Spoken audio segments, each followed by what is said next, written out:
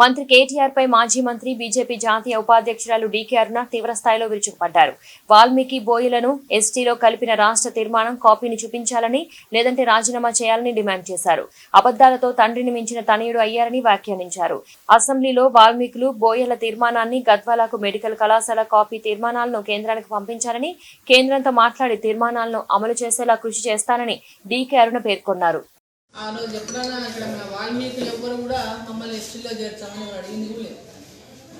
ఈ ప్రాంతంలో వాల్మీకులు ఎక్కువ ఉన్నారని, వాల్మీకులని కేవలం ఓటు కోసం, వాళ్ళ ఓట్ల కోసం కేసీఆర్ చేసినటువంటి ఒక పెద్ద మోసాలు ఇది ఒక పెద్ద మోసం. నిన్న ఆయన కొడుకు ఏం చెప్తున్నాడు, ఇక్కడ ఒక పెద్ద నాయకురాలు ఉంది, ఇక్కడ పెద్ద నాయకురాలు ఉంది, ఇప్పుడు ఢిల్లీలో చాలా పెద్ద పదవిలో ఉంది, మేము తీర్మానం చేసి ఢిల్లీకి పంపించేసినాం, ఆడ పెద్ద నాయకులు ఉంది, నాయకులు ఉంది, ఆ నాయకురాలు పని చేసుకురమ్మని చెప్పండి అని మాట మాట్లాడతారు. అరే దద్దమ్మలారా, మీకు దమ్ము లేనప్పుడు, చేత కానప్పుడు హామీలు ఇవ్వని మిమ్మల్ని ఎవరు అడిగినరా నాయన? నిన్ను అడిగినరా, నీ అయ్యని అడిగినరా? ఇక్కడ ఉన్న వాల్మీకులు నువ్వు అబద్ధాలు చెప్తున్నావు పక్క, ఎందుకంటే జూటా చెప్పేదాంట్లో అయ్యి తండ్రిని మించినోడు కొడుకు, అయ్యని మించినోడు అయ్య కొడుకు. ఈరోజు ఎంత పచ్చి జూటా చెప్తున్నాడంటే, తీర్మానం చేసి నేను ఢిల్లీకి పంపించిన, తీర్మానం కాపీ ఢిల్లీలో ఉంది, ఢిల్లీలో ఇక్కడ ఉన్న పెద్ద నాయకురాలు ఢిల్లీలో చేర్చుకొని రావాలని చెప్తాడు. సన్యాసి రా, నీ జూటా కోటు మాటలు ఇచ్చిపెట్టు, నువ్వు పంపిన తీర్మానం ఏడుందో, ఢిల్లీలో ఏడుందో కాపీ తీసుకొని రా, నీ ఎమ్మడి నేను వస్తా, కలిసిపోదాం, నీ తీర్మానం కాపీ ఫస్ట్ చూపి. ఆ తీర్మానం కాపీ కనుక నువ్వు చూపించకుంటే రాజీనామాకు నువ్వు సిద్ధమా అని చెప్పి నేను కేటీఆర్ని ప్రశ్నిస్తా ఉన్నా. ఉత్తర మాటలు మాట్లాడేది కాదు, నీ మాయ మాటలతోనా జూటా మాటలతోనా ప్రజల్ని మోసం చేసేది కాదు. ఇంకెన్ని జూటా కూతలు కూస్తారు నీవు నీ అయ్యా, ఇంకెంతకాలం ప్రజల్ని మోసం చేస్తారు. ఇక్కడ గవర్నమెంట్ ఆఫ్ ఇండియా ఇచ్చినటువంటి ఒక వాల్మీకి సంఘం నారాయణ, ఈయన జాతీయ వాల్మీకి సంఘంలో సెక్రటరీ ఉన్నారు. వారు కేంద్ర ప్రభుత్వంలో గవర్నమెంట్ ఆఫ్ ఇండియాలో మినిస్ట్రీ ఆఫ్ ట్రైబల్ వెల్ఫేర్స్ కు లెటర్ పెట్టింది తీర్మానం గురించి. ఆ తీర్మానం రాష్ట్ర ప్రభుత్వం మీకు కాపీ పంపింది, దాని గురించి మాకు న్యాయం చేయండి అని. అయితే వాళ్ళు లెటర్ ఇచ్చిండ్రు, tribal welfare department, ministry of tribal welfare, అక్కడ నుంచి వాళ్ళకి లెటర్ రాసింది నారాయణ. ఏమని రాసింది ఇక్కడ, ఇవన్నీ ఏమేమి కావాలి, ట్రైబల్ వెల్ఫేర్కి ఏమేమి నోడల్ మినిస్ట్రీలో ఏమేమి స్పెసిఫికేషన్స్ ఉంటే అవన్నీ మెన్షన్ చేస్తూ, మీ రాష్ట్ర ప్రభుత్వం నుంచి ఎలాంటి లెటర్ మాకు ప్రతిపాదన మాకు రాలేదు, రాష్ట్ర ప్రభుత్వం నుంచి ఎలాంటి ప్రతిపాదనలు మాకు రాలేదు, ప్రతిపాదనలు వస్తే మేము పరిశీలిస్తామని చెప్పి ఇచ్చింది. ఇది ఎప్పుడు 2020లో. అంటే ఈరోజు ఎన్ని జూట మాటలు మాట్లాడుతున్నాడు ఈ కేటీఆర్. అసెంబ్లీలో తీర్మానం చేసి పంపింది. ఏం పంపిండ్రు? చిత్తశుద్ధి లేనటువంటి తీర్మానం అది. మైనార్టీల రిజర్వేషన్ తో పాటు మైనార్టీల రిజర్వేషన్ 12%, ఎస్టీలకు ఆయన హామీ ఇచ్చినటువంటి ఇంకో దొంగ హామీ 12%, వాల్మీకులను మోసం చేయించిన మళ్ళీ దొంగ హామీ 12%, ఇవన్నీ కలిపి వాల్మీకులను ఎస్టీలను చేర్చాలనేటటువంటి అన్నిటినీ కలిపి ఒక దాంట్లో తీర్మానం చేసి పంపిస్తే అది చెల్లదు అనేటటువంటి విషయాలు అందరూ మొత్తం మొత్తుకున్నారు. ఇక్కడ చేసి పంపిస్తే చెల్లదయ్యా, చెల్లప్ప కమిటీ ఇచ్చినటువంటి రిపోర్టును యాజ్ డిజీజ్ గా సపరేట్ గా తీర్మానం చేసి పంపాలనేది. అంటే సపరేట్ గా తీర్మానం చేసి పంపిస్తే కేంద్ర ప్రభుత్వం దాని మీద పరిశీలిస్తుంది, దాంట్లో ఉన్నటువంటి లోటుపాట్ల మీద చర్చ జరుగుతుంది, పిలుస్తుంది, చూపించుకోవాలి. నేను చాలా గొప్ప, నేనేం చేసిన, నీ తీర్మానం తలకాయ లేని తీర్మానం. గ్రామ పంచాయతీలో 100 సర్పంచులు 100 తీర్మానాలు చేస్తారు, గ్రామ పంచాయతీలో సర్పంచులు తీర్మానాలు చేస్తారు.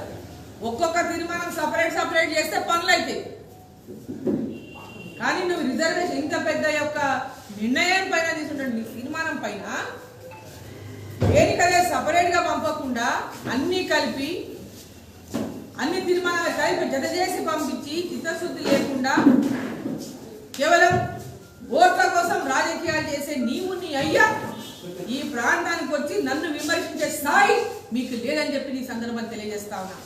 ఈరోజు అరుణమ్మ ఏ పార్టీలో ఉన్నా ఆ రోజు కాంగ్రెస్ లో ఉండొచ్చు, ఇండిపెండెంట్ గా ఉండొచ్చు, ఈ రోజు బీజేపీలో ఉండొచ్చు.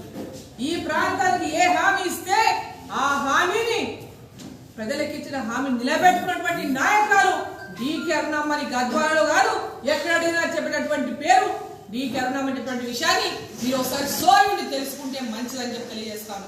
ఈ ప్రాంతానికి వచ్చే ముందు మీ చెవుల ముందర మిమ్మల్ని మెచ్చుకుంటే ఆ డోలు డబాలు కొట్టేటటువంటి వాళ్ళని ఏమంటారు బట్లాదులు నాటడం కాదు, వాస్తవాలు చెప్పడం మీ పక్కన పెట్టుకోండి.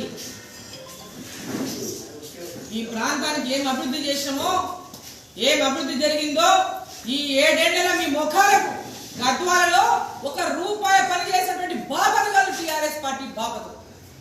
నీవు వేసిపోయినటువంటి శిలాఫలకాలు ఎక్కిరిస్తా ఉన్నాయి గద్వాల లోపల. హ్యాండ్లూమ్ పార్క్ అని శిలాఫలకం వేసిపోయాం. ఎక్కడుంది హ్యాండ్లూమ్ పార్క్? హ్యాండ్లూమ్ పార్క్ స్థల సేకరణ చేపించి 50 ఎకరాలు అక్కడ సేకరణ చేపించి పెడితే మీ ముఖాలకు హ్యాండ్లూమ్ పార్క్ చేయడానికి మీకు దమ్ము లేదు, ధైర్యం లేదు. చేతగా దద్దమ్మలారా మీరు నన్ను విమర్శిస్తారా? మీకు ఆ స్థాయి ఉందా? అరుణమ్మ వేసిన ఏ రాయన శిలాఫలకం వేసిన ప్రతి శంకుస్థాపనకు ప్రారంభోత్సవం జరిగింది. మీ ముఖాలకు శంకుస్థాపనలే కానీ ప్రారంభోత్సవాలు ఉన్నాయా? మేము చేసినటువంటి పనులకు ప్రారంభోత్సవాలు చేయడానికి వచ్చిందండి సిగ్గు లేదా మీకు అని చెప్పి నేను ప్రశ్నిస్తా ఉన్నా. ఈరోజు ఫ్లైఓవర్ ఆర్ఓబి ఎవరి హయాంలా నేను కాదు నిధులు తీసుకొచ్చి కేంద్ర ప్రభుత్వంతోన రాష్ట్ర ప్రభుత్వంతోన చెరిసగం నిధులు కేటాయించి శాంక్షన్ చేయించి బ్రిడ్జ్ మొదలు పెట్టిస్తే మీ ముఖాలకు పూర్తి చేయనికే 7 ఏళ్లు పట్టింది. సిగ్గుదాల నుంచి ప్రారంభోత్సవం చేయనికే నీ వచ్చి ప్రారంభోత్సవం చేయనికే నెల రోజులు గద్వాల ప్రజలను ముప్పు తిప్పలు పెట్టింది. ఇదా మీ యొక్క చిత్తశుద్ధి? ఏం ఎరగబెట్టిండు? మేము చేసిన వాటికి గులాబీ రంగులు కొట్టుకొని మాదని చెప్పి సొమ్మొకంది సోకొకంది. దానికి కష్టపడిన వాళ్ళు ఒకరు, చేసిన వాళ్ళు ఒకరు, సోపులు చేసుకుంటే వాళ్ళు ఒకరు.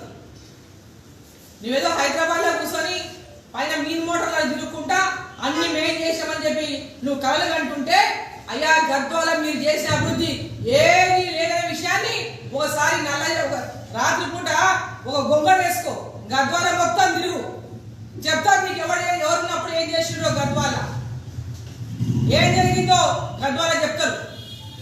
ఈ ముఖాలకు ఈదిగాని తీసుకొచ్చి 2,30,00,000 అని చెప్పి ఒక జీవో ఇచ్చి ఎలక్షన్ల ముందర ఇప్పటిదాకా దాని ఈదిగా అతి లేదు, దానికి గతి లేదు.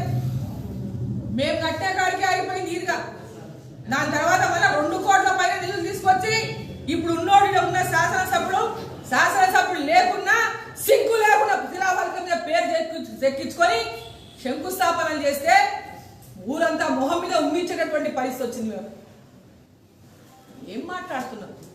నా పేరు తీసుకునేటటువంటి స్థాయి కానీ అర్హత కానీ మీకు లేవు కేటీఆర్ అని చెప్తున్నా. మీ అయ్య ముఖ్యమంత్రి అయినొచ్చు, మీకు ఆ స్థాయి లేదు. దొంగ మాటలు జూటా మాటలు చెప్పినటువంటి మీకు నా గురించి మాట్లాడేటటువంటి అర్హత లేదని చెప్పి నేను తెలియజేస్తా ఉన్నా. ఇక మాట్లాడతారేంటి? నిన్న 10 లక్షల రూపాయల రివార్డు పెట్టిండ్రు. మరి వారు ఆ రివార్డు అయ్యో ఎక్కడ అరెస్ట్ చేసి ఎడదాచి పెట్టుకున్నావో తెచ్చిచ్చా 10 లక్షల రూపాయలు తీసుకో. ఎడదాచి పెట్టిన అరెస్ట్ చేయిస్తే తీసుకొచ్చి బయట పోలీసులకు అప్పగించి 10 లక్షలు తీసుకోవయ్యా. ఇది నీ ప్రభుత్వం, నీ యొక్క పాలన. అరెస్ట్ చేయకముందు అరెస్ట్ చేసే జుట్ట కుత్తలు కూస్తావు. అధికారం ఉందని అడ్డగోలో మేము ఏం మాట్లాడినా చెల్తుందని మాట్లాడుకుంటే మీ కాలం తీరిపోయింది. ఇంకా ఇదంతా కేవలం అధికారం ఉన్నది కాబట్టి అధికార దర్పంతో నడుస్తుంది. ఇంకో ఏడాది మీ గద్దె దిగక తప్పదు, నీవు కానీ మీ అయ్య కానీ. పాపం మీ అయ్య నిన్ను ముఖ్యమంత్రిని చేయాలని కలలుగా అంటున్నాడు. నిన్ను పాపం ముఖ్యమంత్రిలా రాష్ట్రమంతా తిప్పుతున్నాడు. నాకంటే ఎక్కువ జూట కూతలు చెప్పురా కొడక అని చెప్తున్నాడు. అదే డైలాగ్ వేస్తూ నువ్వు తిరుగుతున్నావు. ఇక చాలు, జూటా మాటలు కట్టి పెట్టండి. తెలంగాణ ప్రజలు మీ గుణాలన్నీ, మీ గుణగణాలన్నీ గమనిస్తున్నారు, మీ జూటాలు గమనిస్తున్నారు. మీకు బుద్ధి చెప్పడానికి సిద్ధమై ఉంది.